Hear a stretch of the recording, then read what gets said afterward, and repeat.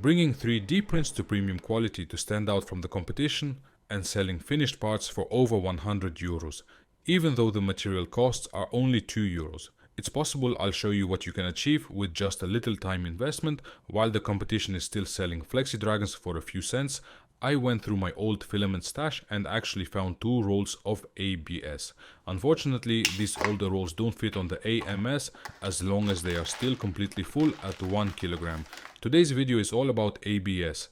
I used ABS Plus, but plain ABS would be better because the Plus can contain additives that don't always react as desired. If you have the option to dry your filament, you should definitely do it for ABS, PETG and similar materials.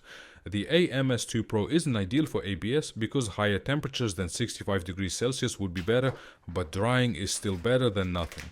To avoid empty slots, I'm adding 2 rolls of PETG as well. Soon I'll show you what beautiful things we can do with transparent PETG. Even if the AMS recognizes it, I want to see the material at a glance. Some rolls are wound too tightly, which can cause problems, so I had to trim a few meters. The newer rolls should already be adjusted. Drying started. Unfortunately, the printer can't print during this process, but I already know what functions the AMS3 will have. AMS prints easily at high room temperatures, even without a heated chamber, but I'm using the H2S with chamber heating here.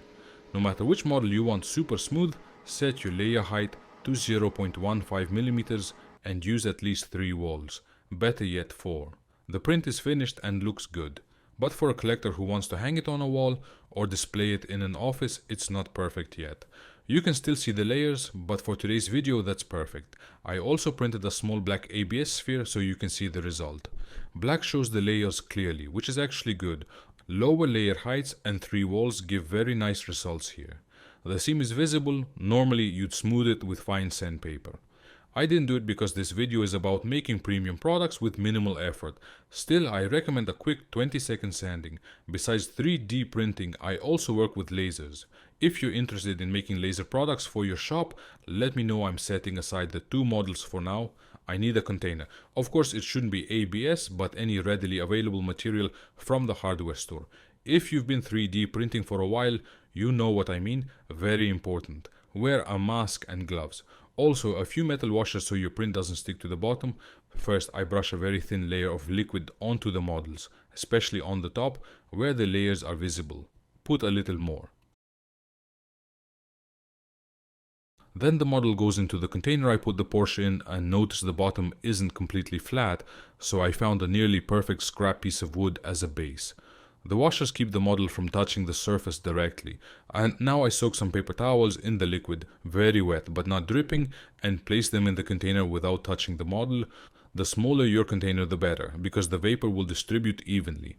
Cover it and let it sit for an hour. After an hour you don't see much yet, especially in cooler rooms. Apply another thin layer on the layers and a few drops on the towels. Then wait. After a few more hours, you'll see the process has started. That's why 3 walls and at least 20% in fill are important. With only 2 walls, the model can collapse.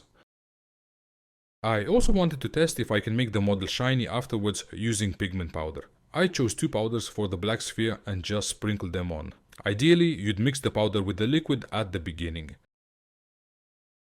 Once the process has started, it goes quickly.